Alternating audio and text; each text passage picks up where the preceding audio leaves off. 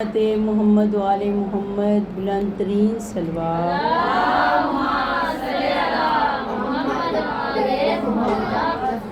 ماشاء اللہ لا حول ولا قوة الا باللہ العلی العظیم۔ اعوذ باللہ من الشیطان اللعین الرجیم۔ بسم اللہ الرحمن الرحیم۔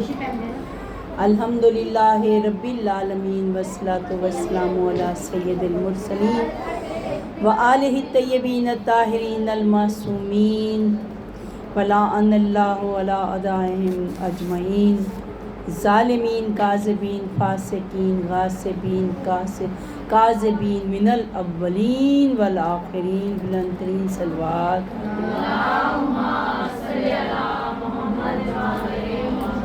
الحمدللہ الذی جعلنا من المتمسکین بولایت علی ابن ابی طالب علیہ السلام۔ قال اللہ تبارک تعالیٰ فی کتابہ المجید و کتابہ الحمید وهو اصدق الصادقین۔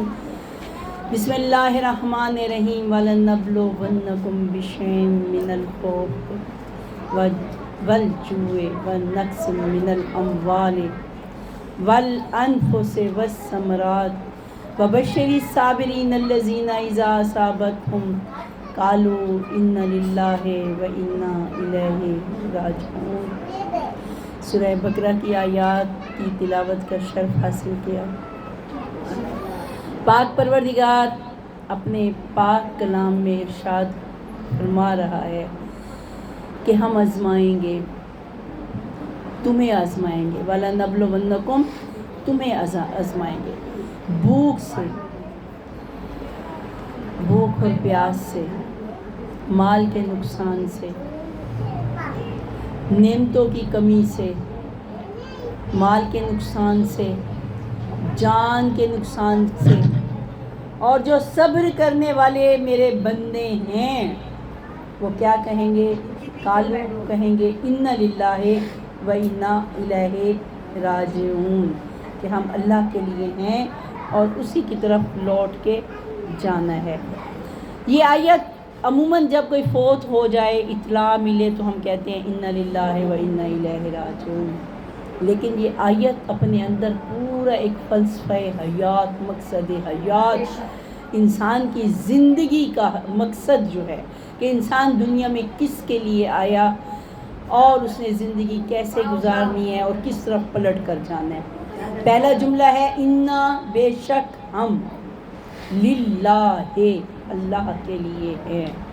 صرف کہ پہلا جملہ سمجھ آ جائے تو دنیا کی زندگی کا مقصد سمجھ آ جائے۔ اِنَّا للہ، ہم اللہ کے لیے ہیں، وَإِنَّا، اور بے شک ہم نے، اِلَیہِ، اسی کی طرف، راجعون، پلٹ کر واپس جانا ہے۔ یہ آزمائش کیوں ہے؟ اللہ تعالیٰ نے وَلَنَبْلُوَنَّكُمْ، آزمائیں گے، ابتلا سے۔ آیت میں ہے کہ اَحَسِبَ النَّاسُ، کیا انسان یہ حساب کرتا ہے، یہ خیال کرتا ہے کہ یترکوا، کہ اسے ہم چھوڑ دیں گے، اس سے کوئی حساب نہیں، اس کی کوئی آزمائش نہیں ہوگی، کہ بے شک یہ اعمالکم و اولادکم فتنۃ، کہ ان کے لیے یہ جو اولاد ہے اور یہ جو مال ہے یہ فتنہ ہے، ابتلا ہے، آزمائش ہے۔ اچھا، اللہ نے دنیا میں بھیجا ہے آزمائش کے لیے، آزمائش کا فائدہ کیا ہے؟ آزمائش جو پروردگار کر رہا ہے، پہلے تو میں نے عرض کیا تھا کہ دنیا میں آئے ہیں، اللہ نے کہا تھا کہ سوال کیا تھا کہ الست بربکم، کیا میں تمہارا رب نہیں ہوں؟ سب ارواح نے کہا ہاں پروردگار تو میرا رب ہے، تو ہمارا رب ہے۔ پھر اللہ نے سوال کیا محمد مصطفیٰ صلی اللہ علیہ وسلم کی رسالت کا، روحوں نے اقرار کیا، پھر ولایت کا اقرار لیا گیا، اقرار ہوا۔ اللہ نے کہا نہیں، میں جانتا ہوں ان میں سے کچھ ہیں جو توحید کا ظاہری اقرار کریں، دلوں میں ان کے خدا کی وحدت پر یقین نہیں ہے، اور ان میں سے کثیر تعداد ہے جو زبان سے کلمہ پڑھ رہے ہیں محمد رسول اللہ صلی اللہ علیہ وسلم، لیکن دل میں رسالت پر یقین نہیں ہے، اور کثیر تعداد میں لوگ ہیں جو علی ولی اللہ کا اقرار کر رہے ہیں، لیکن یہ اقرار ان کی زبان پر ہے، ان کے دل میں نہیں ہے۔ دل میں بغض ہے، کینہ ہے، اللہ نے کہا کہ دنیا میں بھیجوں گا، کہ یہ میں نے جو حدیث قصہ قلب انی ما خلقت سمن مبنیتم ولا عظمتیتم، کہ یہ جو آسمان اللہ نے آسمانوں کا جو اوپر سائباں بنایا ہے، جو زمین کا فرش بنایا ہے محمد و آل محمد کے لیے، یہ جو سمندر دریا، تو اللہ نے فرمایا کہ یہ میں دنیا میں بھیجوں گا اور انہیں آزماؤں گا، اور جو آزمائش پر پورا اترے گا خدا سے محبت کا ثبوت دے گا۔ آزمائش کس لیے ہے؟ اللہ سے محبت کا ثبوت ہے۔ مومن کو اللہ نے بڑی صلاحیتیں دی ہیں، مومن میں صبر بھی ہے، مومن اللہ کی رضا پر راضی بھی رہتا ہے۔ اللہ نے مومن کو یہ طاقت دی ہے، لا نکلف نفسا الا وسعها، اللہ تعالیٰ کسی کو اس کی نفس کی وسعت طاقت سے زیادہ آزمائش میں نہیں ڈالتا۔ توجہ چاہوں گی، تھوڑا سا خوش ہوئے محمد والی محمد بلند کر صلوات، اللہم صلی علی، ہاتھ بلند کر کے کل ایمان نعرہ حیدری، میرے نبی علی حق کے نعرہ حیدری، محمد والی محمد بلند کر صلوات، اللہم صلی علی محمد۔ ہمارے روز کے حالات ہیں، ہم ملتے ہیں ایک دوسرے سے، کوئی گھر کے لیے دعا مانگ رہا ہے، کسی کے گھر میں کھانا پورا نہیں ہے، کوئی بیمار ہے، تو یہ ہر گھر میں کوئی نہ کوئی پریشانی ہے۔ تو کیا صرف انسانوں کے لیے ہے؟ نہیں، اللہ نے نبیوں کا بھی امتحان لیا۔ وَإِذِ ابْتَلَىٰ إِبْرَاهِيمَ بِكَلِمَاتٍ فَأَتَمَّهُنَّ، کہ اللہ نے ابراہیم کا بھی امتحان لیا۔ اللہ تعالیٰ نے اسے چارجنگ پہ لگا دیں، چارجنگ پہ لگا دیں، مصائب کے وقت دے دیجیے گا، ٹھیک ہے؟ اللہ تعالیٰ نے حضرت ابراہیم کا بھی امتحان لیا، کس سے؟ کلمات سے۔ جب وہ امتحان میں پورا اترے تو پروردگار نے فرمایا کالا انی جائلوں کا للناس اماما، کہ میں تمہیں انسانوں کا امام بنانے لگی۔ توجہ چاہیے آپ کی، نعرہ تکبیر، ہاں، نعرہ رسالت، نعرہ حیدری، بلند ترین صلوات۔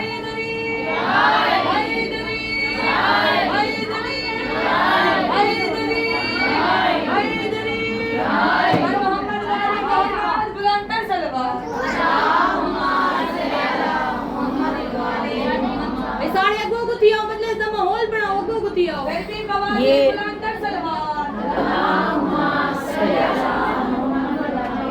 کولر نہ لگائیے گا اس وقت، کولر سے آواز نہیں آئے گی۔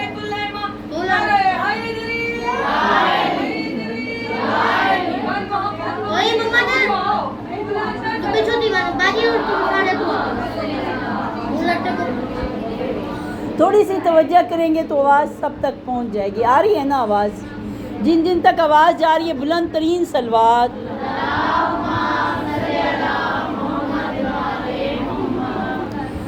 اللہ تعالیٰ نے نبیوں کا بھی امتحان لیا ہے، حضرت ابراہیم کا بھی امتحان لیا، جب امتحان پر پورا اترے کہ میں تمہیں لوگوں کا امام بنانے والا ہوں۔ حضرت آدم کا بھی امتحان لیا گیا، دو بیٹے تھے حابیل اور قابیل، قابیل نے قتل کر دیا حضرت حابیل علیہ السلام کو، امتحان ہے نا۔ حضرت نوح کا بھی امتحان تھا، قوموں کا امتحان ہوا، قومیں امتحان پر پورا کچھ اترے، زیادہ نہیں اترے۔ زیادہ تر قوموں پر عذاب آیا، باد سرسر کسی پر آئی، تیز ٹھنڈی ہوا، کہیں زمین کو پلٹ لیا گیا، کہیں تندور سے پانی اس طرح ابلا کہ سیلاب کی صورت بہہ گیا۔ حضرت نوح نے کشتی بنائی تھی نا بسم اللہ پڑھ کر کہ جو سوار ہو جائے گا وہ نجات پا جائے گا۔ حضرت صالح کی اونٹنی کا واقعہ موجود ہے، اونٹنی کی کونچے ڈال دی۔ اسی طرح مچھلیاں تھیں، کہا گیا کہ سارا ہفتہ مچھلیاں کھاؤ، ہفتے کے دن شکار نہ کرنا، امتحان تھا ایک دن کا۔ لیکن قومیں امتحان پر پورا نہیں اتری، اور جو اللہ کے امتحان پر پورا نہیں اتری، خدا کی رضا پر راضی نہیں ہوئی، خدا کی اطاعت کی بجائے نافرمانی کی تو اللہ نے ان قوموں کو مسخ کر دیا، ان پر عذاب آ گیا، ہلاک ہو گئے۔ فرعون کا ہے نا دریائے نیل میں غرق ہو گیا۔ پہلی چیز جس سے امتحان ہے وہ ہے بھوک۔ کسی کا بھوک سے امتحان لیا جاتا ہے، کسی کے پاس مال اتنا ہے، اولاد نہیں ہے، کسی کی اولاد نعمت ہے، بہت بڑی نعمت ہے، اولاد کثرت سے ہے لیکن رزق کی کمی ہے، اللہ آزما رہا ہے۔ کسی کا خوف سے امتحان لیا جاتا ہے، بھئی بھوک بھی نہیں ہے، رزق بھی ہے، سب کچھ ہے، لیکن کوئی نہ کوئی اس کی جان کا دشمن ہے، کوئی نہ کوئی اس کی عزت کا دشمن ہے۔ انسان عزت کے خوف سے، رسوائی سے کے ڈر سے انسان اندر ہی اندر خوف زدہ رہتا ہے۔ کسی کا بیماری سے بیمار ہو جاتا ہے انسان۔ لیکن یہ سب، چاہے بھوک اور پیاس ہے، چاہے کوئی بے گھر ہے، بے وطن ہے، چاہے مال کا نقصان ہو جائے، جانوں کا نقصان، جوان بیٹے دنیا سے چلے جائیں، بہت بڑا امتحان ہے والدین کا، لیکن اللہ اس کا صلہ بھی تو دیتا ہے نا، اجر عظیم بھی تو عطا کرتا ہے نا، کہ جب انسان صبر کرتا ہے اور کہتا ہے اِنَّ لِلَّهِ، ہم اللہ کے لیے ہیں اور اسی کی طرف لوٹ کر جانا ہے۔ دیکھیے قدر اس وقت ہوتی ہے جب کوئی چیز میسر نہیں ہوتی۔ جس کے پاس گھر ہے اسے بے گھر کا کیا پتہ کہ کتنی اس کی تکلیف ہے، کرائے کے مکان میں کیسے وہ کرائے پورا کرتا ہے، کیسے وہ گھر کا خرچ اٹھاتا ہے، لیکن چونکہ گھر ہے اسے علم نہیں ہے۔ اب جو انسان جس کا پیٹ بھرا ہوا ہے، جسے پانی میسر ہے، اسے کیا پتہ کہ یہ جو پڑوس میں بھوکا سو گیا ہے اس کی کیا حالت ہوگی فاقوں میں۔ اس لیے فرمایا 40 گھر دائیں طرف، 40 بائیں طرف، 40 شمال، 40 جنوب، یہ آپ کے پڑوس سے ہیں۔ اگر کوئی ایک بھی بھوکا سو جائے انسان کی عبادت قبول نہیں ہوتی۔ ارد گرد خیال کیا کرو کہ کوئی بھوکا نہ سو جائے۔ ہم لوگ کھانا بناتے ہیں، اکثر ایسا ہوتا ہے کھانا بچ جاتا ہے، ہم فریج میں رکھ دیتے ہیں، دوسرے دن اس کھانے پہ دل نہیں کرتا، لیکن وہ پڑا ہوتا ہے پھر کھا لیں گے، کسی کو دیتے نہیں ہیں، تیسرے دن اور سالن بن جاتا ہے، فریج میں ڈھیر ہو جاتا ہے، 2 دن بعد کوئی چیز خراب۔ دنیا ہے بھئی، یہاں تو انسان کو بھی لاش پڑی رہے ہفتہ مہینہ، انسان کی لاش گل جاتی ہے، ختم ہو جاتا ہے انسان۔ جو چیز دنیا کی ہے، پھل ہے، درختوں سے نہ توڑا جائے کیڑا لگ جائے گا، گل سڑ جائے گا۔ تو رزق، روٹیاں گھر میں پڑی ہوئی سوکھ جائے، وہ بہتر نہیں ہے کہ وہ جو 2 روٹیاں ہم نے صبح کے لیے رکھی ہے وہ ہم کسی غریب کو دے دیں۔ اپنے گھر سے 2 روٹیاں اور 1 پلیٹ سالن کی، چاہے اوپر تھوڑا سا ہے، کسی فقیر کو دے دو، کسی مسکین کو دے دو۔ خدا کے نام پر دینا تو شروع کریں نا، قدر کریں کہ جب پیٹ بھرا ہوا ہو تو بھوکے کا خیال رکھنا۔ خوف کی حالت میں جو ہے وہ سمجھ سکتا ہے کہ امن کیا ہوتا ہے، سکون کی دولت کیا ہوتی ہے۔ اپنے گھر میں چھت کے نیچے سکون سے بیٹھ جانا، یہ بہت بڑی دولت ہے۔ آزمائش مومن 2 حالتوں کے درمیان رہتا ہے۔ کبھی کبھی یہ موضوع بھی سن لیا کریں، ہمارے معاشرتی حالات ہیں، خوف اور رجا کے درمیان رہتا ہے، خوف اور امید کے درمیان۔ خوف اور امید، ایک تو ہے دنیاوی خوف، ایک ہوتا ہے خوف خدا، گناہوں کا خوف کہ اللہ ہم سے ناراض نہ ہو جائے، خدا کی ناراضگی کا خوف، محمد و آل محمد آئمہ معصومین کی ناراضگی کا خوف۔ بلند ترین صلوات۔ محمد والے محمد، بلند ترین صلوات۔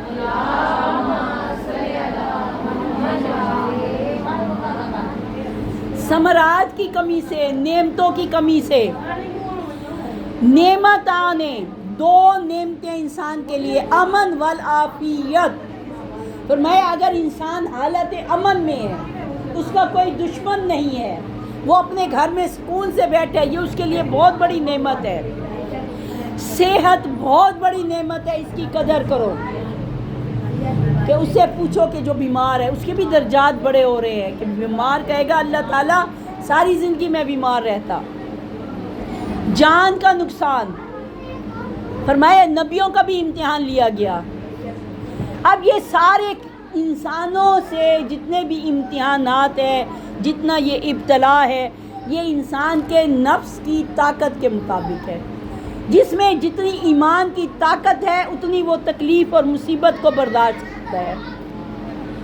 وہ ہے نا کہ یہ جو یہودی ہیں کہتے ہیں انضام تم، کہ انہیں اگر زام ہے کہ اولیاء اللہ ہیں ہم، تو انہیں کہو فتمن الموت، موت کی خواہش کرو، ان کنتم مومنین، اگر تم مومن ہو تو موت کی تمنا کرو۔ عموماً موت سے ڈرا جاتا ہے، عموماً خوف ہوتا ہے موت کا۔ کوئی پوچھے مولا علی علیہ السلام سے، مولا کیا فرماتے ہیں کہ جس طرح بچے کو ماں کے دودھ سے رغبت ہوتی ہے، ویسے علی کو موت کا شوق ہے، موت کی کشش اور خواہش ہے۔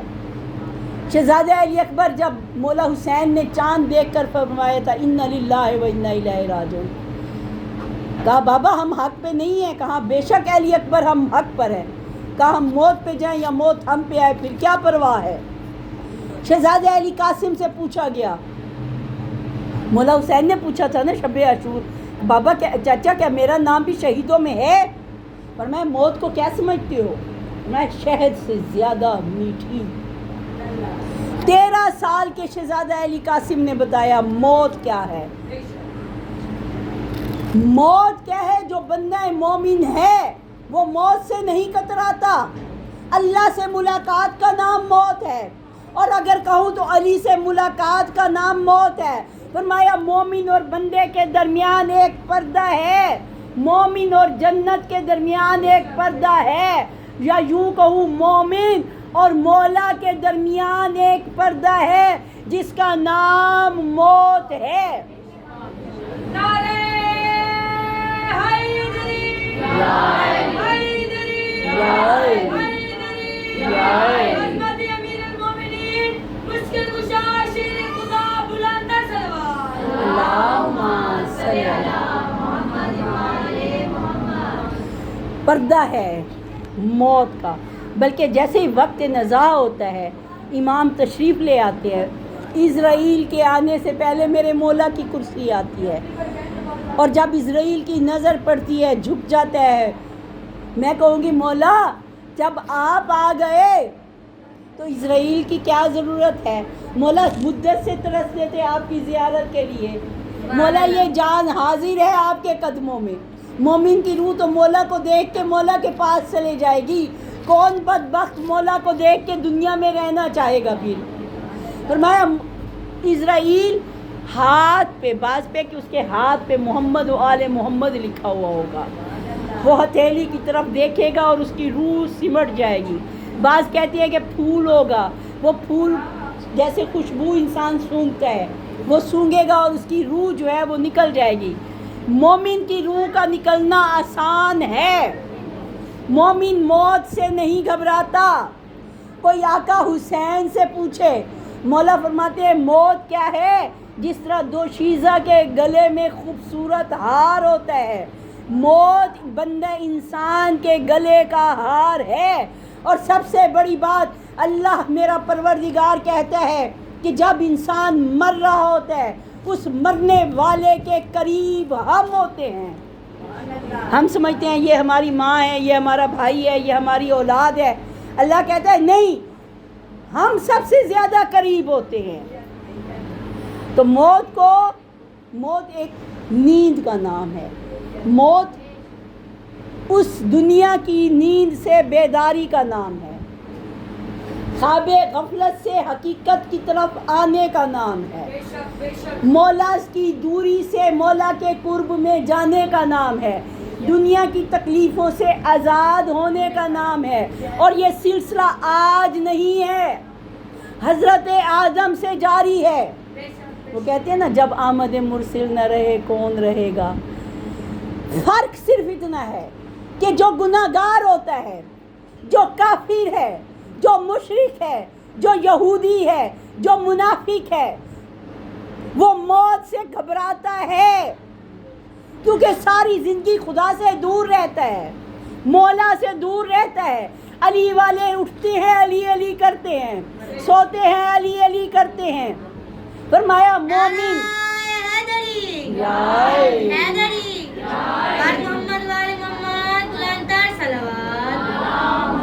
بدلی مصیبتوں کی جو چھائی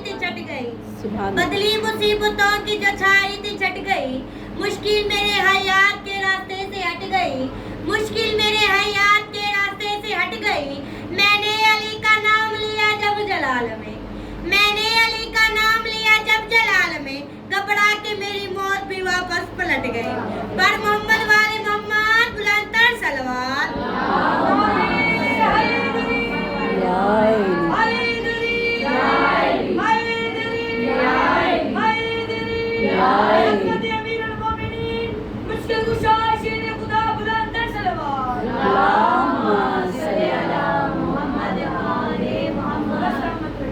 موت تکلیفوں سے نجات کا نام ہے۔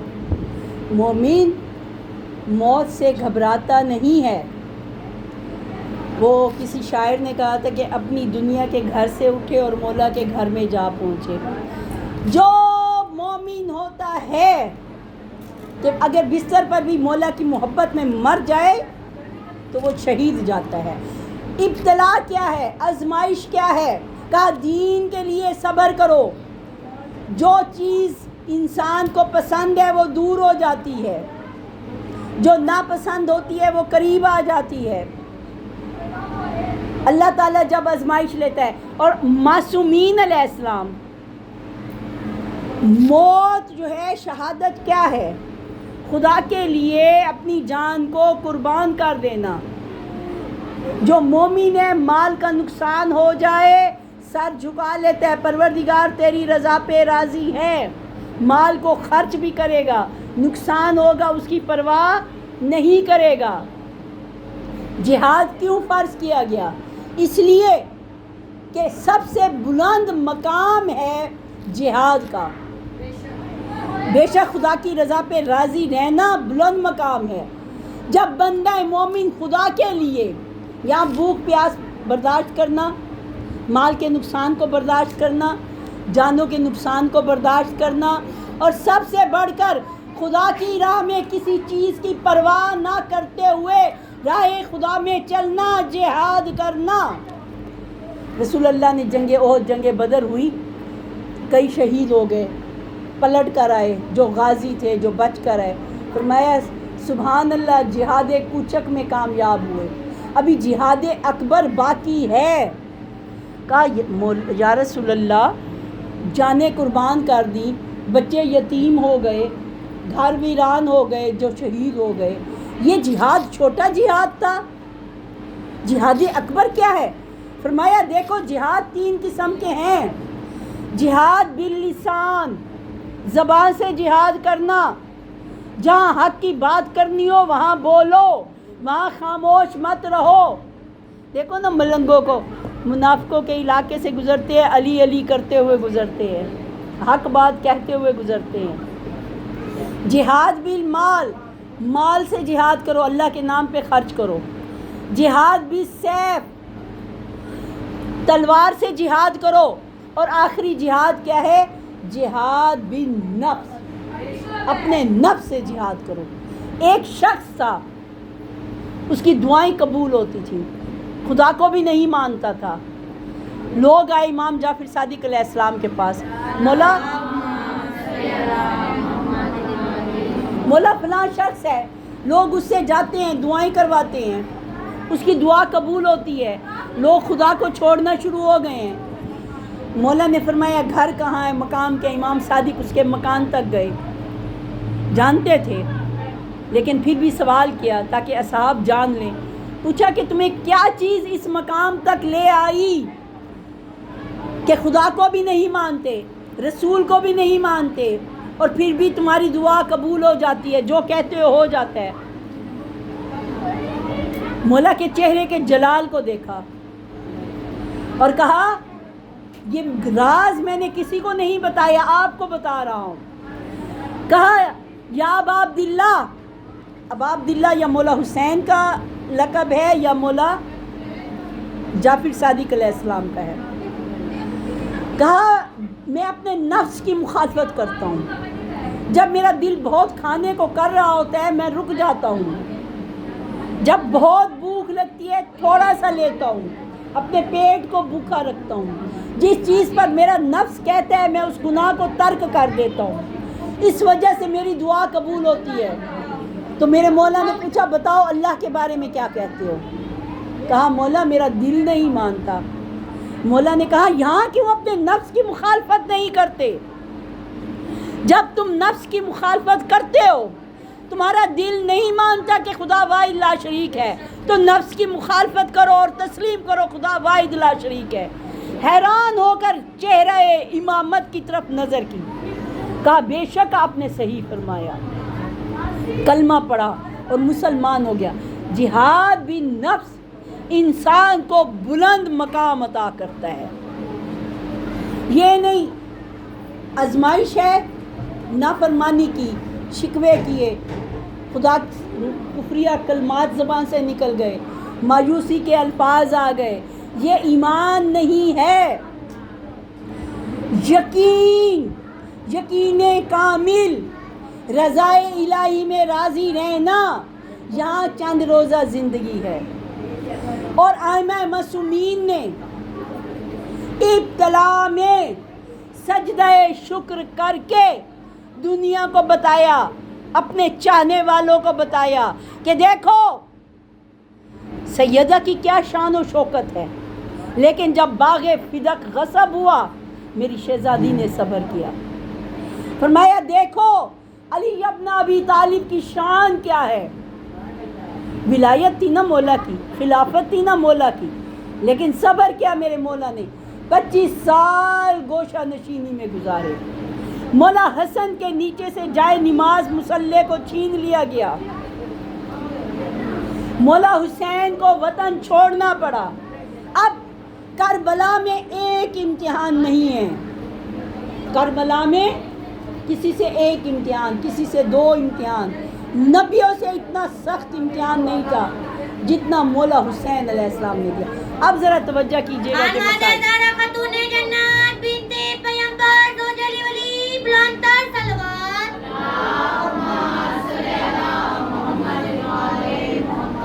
تھوڑا سا یہ راستہ قریب آ جائیں، یہاں بھی کولر ہے، ہوا ہے، تاکہ آخری تک آواز چلی جائے۔ بلند ترین صلوات۔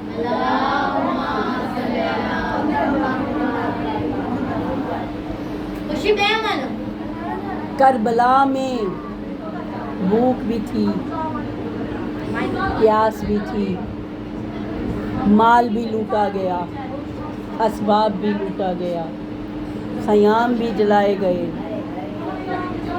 جانوں کا نذرانہ بھی پیش کیا۔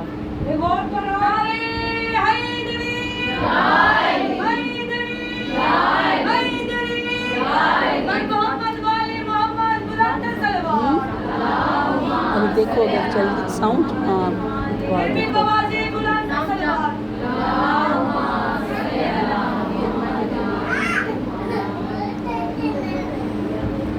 یاد رکھیے جناب رسول خدا کا امتحان کتنا سخت ہے۔ انسانوں کا جو سب سے سخت امتحان ہے نا، وہ مودت محمد و آل محمد ہے۔ کل اسألکم علیہ اجر الا المودت فی القربى۔ اللہ تعالیٰ نے اگر سوال کیا ہے تو محمد و آل محمد کی مودت کا کیا ہے۔ محبت سے بڑھ کر ہے محبت، جہاں دنیا کی محبتیں، اولاد، جان، مال، بھوک پیاس، نقصان مال کا کوئی پرواہ نہ کرو۔ اہل بیت سے ایسے محبت کرو جیسے اللہ اور اس کا رسول محبت کرتے ہیں۔ حسن مجتبیٰ سے ایسے محبت کرو جیسے رسول اللہ نے کی۔ آقا حسین سے ایسے محبت کرو جیسے محمد مصطفیٰ صلی اللہ علیہ وآلہ وسلم نے کی۔ بی بی فاطمہ الزہرا کا احترام ایسے کرو کہ جیسے جناب رسول خدا نے کیا۔ مولائے کائنات سے محبت ایسے کرو جیسے رسول خدا نے کی، کہ لوگ کہتے تھے نعوذ باللہ علی کی محبت میں رسول مجنوں ہو گئے ہیں۔ لوگوں نے کہنا شروع کیا جب بھی فضائل بیان کرتے تھے انا والی من نور واحد یا علی انت اخی فی الدنیا والآخرات انما ولیکم اللہ کی آیت نازل ہوئی من کنتم مولا ہو فہذا علی مولا. میں جلد مصائب پہ آ رہی ہوں. رسول اللہ کی آزمائش 3 بیٹے خدا کی راہ میں دے دیے اور جب سیدہ کے بطن سے مولا حسن مجتبیٰ دنیا میں آئے بہت محبت تھی رسول خدا کو بی بی فاطمہ الزہرا سے محبت تھی لیکن بتایا گیا جب بی بی خدیجۃ الکبریٰ کا انتقال ہوا جناب رسول خدا جانتے تھے میری فاطمہ الزہرا کا گھر جلایا جائے گا. وہ بیٹی جس کے احترام میں رسول کھڑے ہوتے تھے درود بھیج دے ایک دفعہ بلند ترین صلوات.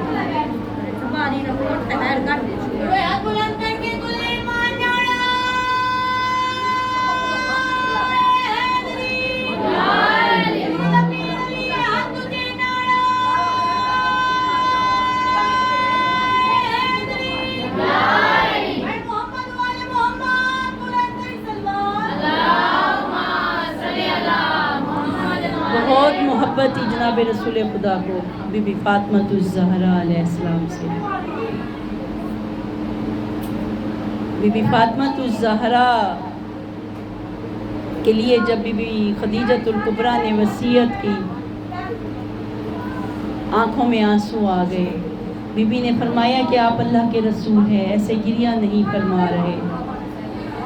فرمایا خدیجہ میری ہتھیلی کی طرف دیکھو. دیکھا ایک گھر ہے چاروں طرف سے بدماشوں نے گھیرا ہوا ہے اور ایک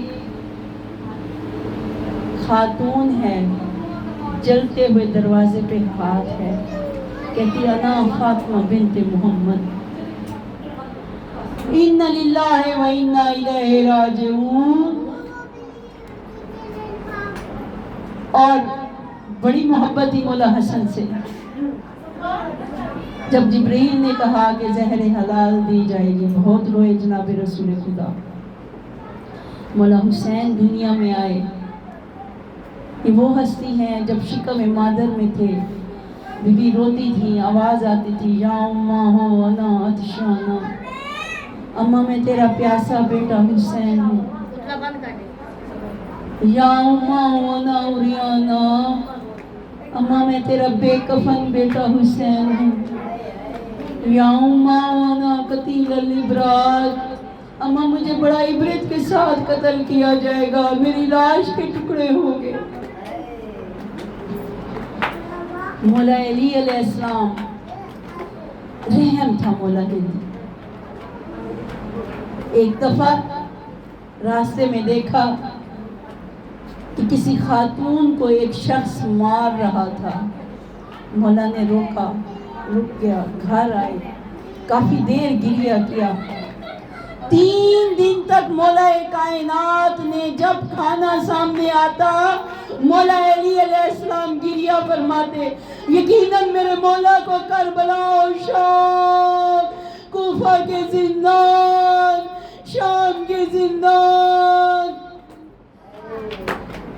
علی مظلوم ہے انا اول من المظلومین. مظلوموں میں پہلا مظلوم میں علی ابن ابی طالب ہوں جس کے بیٹے کربلا کے صحرا میں پیاسے مارے گئے جس کی بیٹیاں بے مکنا اور چادر قید کر کے بازاروں میں پھرائی گئی. ہے کوئی علی جیسا دنیا میں مظلوم؟ مولا حسین کو پیاس بہت لگتی تھی. بی بی نے وصیت کی تھی بی بی زینب کو زینب میرے بعد پانی کا جام بھر کے میرے حسین کے قریب رکھنا. رات کو اٹھ اٹھ کر میرا حسین پانی مانگتا ہے. جس حسین کو پیاس زیادہ لگتی تھی کربلا میں امتحان 3 دن کا پیاسا کہ پیاس دھواں بن کر آسمان کی طرف جا رہی. مولا زین العابدین ایام غم ہے نا ابھی سنا 35 سال امام حسین علیہ السلام خون کے آنسو روئے. جب ٹھنڈا پانی سامنے آتا مولا سجاد روتے.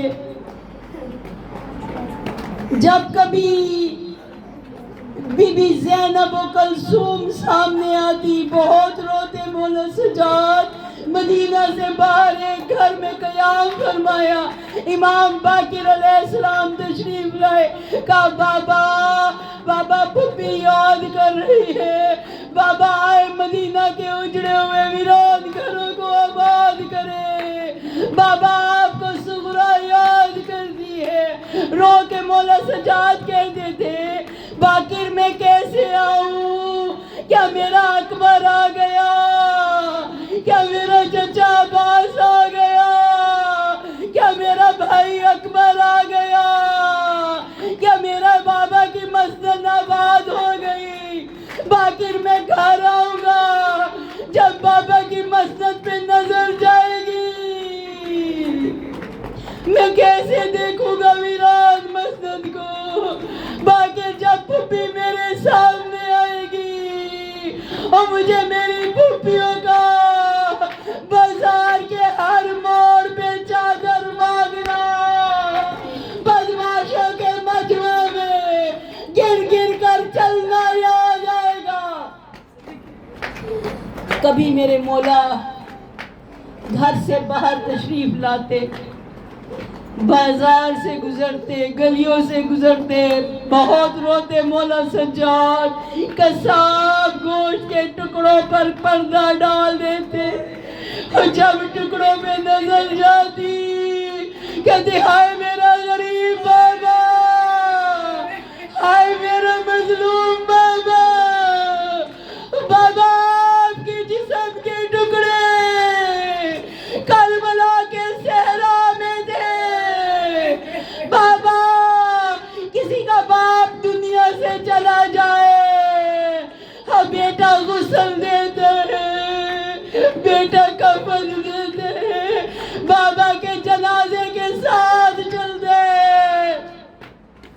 ہائے غریب سجاد، بابا میرے گلے میں تو کو رسن تھے. بابا میں حسرت سے دیکھتا ہوا مقتل سے ایسے گزر گیا، نہ کفن دے سکا نہ دفن کر سکا. مولا سجاد نفیس امام تھے. کہتے ہیں جب مولا سجاد قلم ہاتھ میں لیتے تھے مولا کی انگلیوں پہ چھالے ہو جاتے تھے.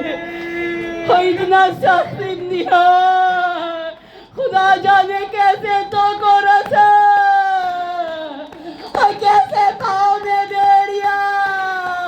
کہتے ہیں جب 12 محرم کو قافلہ چلا، جب مولا سجاد کو سوار کرتے تھے مولا کبھی دائیں گر جاتے کبھی بائیں گر جاتے. ظالموں نے مولا سجاد کے گلے میں رسی ڈالی. ایک رسی سے اونٹ کی گردن سے میرے بیماری کی گردن اور میرے مولا کے پاؤں باندھے گئے. کوفہ میں مسلم ہے، مامار ہے. وہ کہتے ہیں میں نے ایک قافلہ آتا ہوا دیکھا. کہتے آگے آگے سالار تھا، میں نے دیکھا چہرہ زن تھا، بال سفید تھے، کمر خمیدہ تھی، گردن کی رگوں سے خون جاری تھا. ہائے مولا سجاد. جب پوچھا جاتا مولا سب سے زیادہ مصیبت مولا کس مقام پر رو کے کہتے تھے عائشہ عائشہ عائشہ نواتیشہ. ایک شام غریبہ، ایک شام یزید کا دربار. کوئی شام کی گلی نہیں تھی، کوئی شام کا بازار نہیں تھا جہاں علی کی بیٹیوں کو پھرایا نہ گیا اور جہاں تماش بھی نہ. ایک رسی میں سر اٹھا دی جناب سکینہ کی گردن کی رسی 3 دن بازار سجتے رہے علی کی بیٹیاں بابے صاحب پہ کھڑی رہی سکینہ کہتی تھی بھیا سجاد